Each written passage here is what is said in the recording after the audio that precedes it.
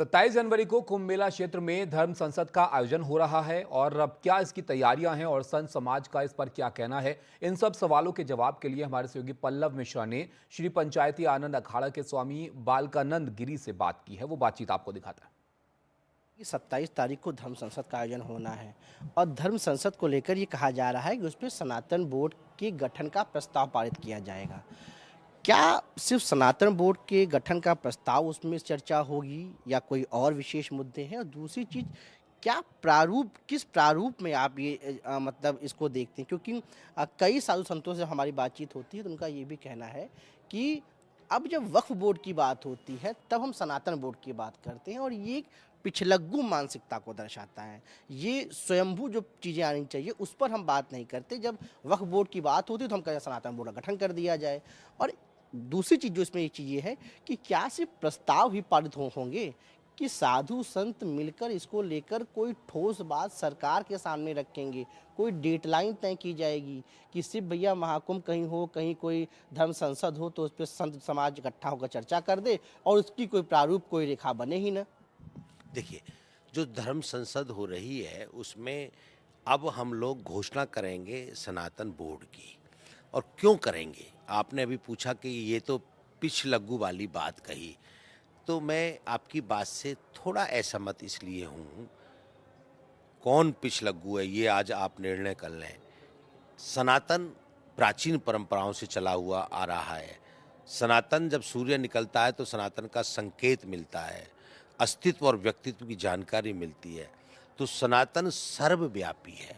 सनातन ये बताता है कि गंगा शिव की जटाओं में बैठी है, हिमालय से चल कर के गंगा सागर तक जाती है। क्या गंगा की जमीन किसी ने दी है गंगा को?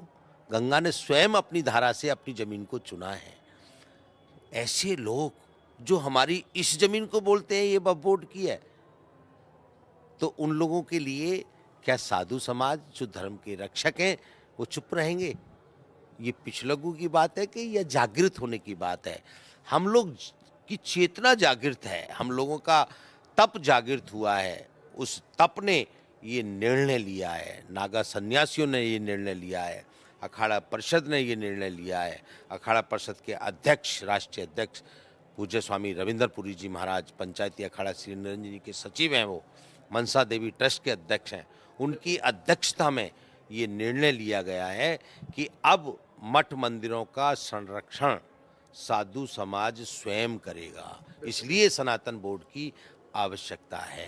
महाराज जी, इसी में एक सवाल ये कि 27 तारीख को प्रस्तावित है कि गृह मंत्री अमित शाह भी आ रहे हैं, तो क्या आप लोगों के धर्म संसद में उनके भी शामिल होने की चर्चा है? दूसरी चीज़ ये कि मुख्यमंत्री योगी आज हैं, क्या आप लोग उनको भी निमंत्रण दे रहे हैं कि धर्म संसद में वो शामिल हों?